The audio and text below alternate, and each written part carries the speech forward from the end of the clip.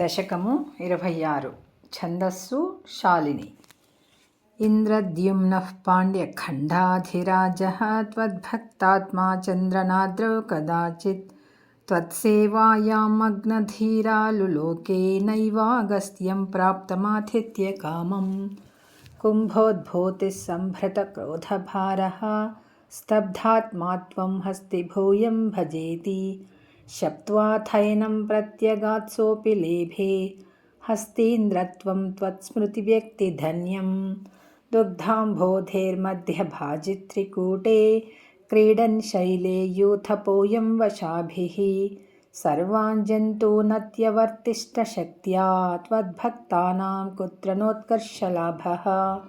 స్వేన స్థేమ్నా దివ్యదేశత్వశక్త్యా సోయం ఖేదాన ప్రజానన్ కదాచిత్. శైలప్రాంతే ఘర్మతాంతః సరస్యాం యూథైః సార్ధం త్వత్ప్రణున్నోభిరేమే. హుహుస్తావద్దేవలస్యాపి శాపాత్ గ్రాహీభూతస్తజ్జలే వర్తమానः.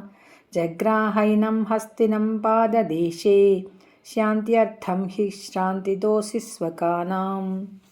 త్వత్సేవాయా వైభవాద్ దుర్నిరోధం యుధ్యంతం తం వత్సరాణాం సహస్రం. ప్రాప్తే కాలే త్వత్పదైకాగ్ర్యసిద్ధ్యై నక్రాక్రాంతం హస్తివర్యం వ్యధాస్త్వం. ఆర్తివ్యక్తప్రాక్తనగ్రానభక్తిः శుండోత్క్షిప్తైః పుండరీకైः సమర్చన్. పూర్వాభ్యస్తం నిర్విశేషాత్మనిష్టం స్తోత్రశ్రేష్టం సోన్వగాదీత్ పరాత్మన్. శ్రుత్వా స్తోత్రం నిర్గుణస్థం సమస్తం బ్రహ్మేశాద్యేర్నాహమిత్యప్రయాతే. సర్వాత్మా త్వం భూరి కారుణ్యవేగాత్ తార్క్ష్యారూఢప్రేక్షితో భూః పురస్తాత్. హస్తీంద్రం తం హస్తపద్మేన ధృత్వా చక్రేణ త్వం నక్రవర్యం వ్యదారీః.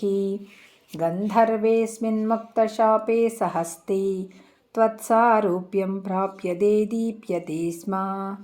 ఏతద్వృత్తం త్వాంచ మాంచ ప్రగేయో గాయేత్ సోయం భూయసే శ్రేయసే స్యాత్. ఇత్యుక్త్వైనం తేన సార్ధం గతస్త్వం ధిష్ణ్యం విష్ణో పాహి వాతాలయేశ. నారాయణ అఖిలగురు భగవన్నమస్తే. శ్రీహరయే నమః.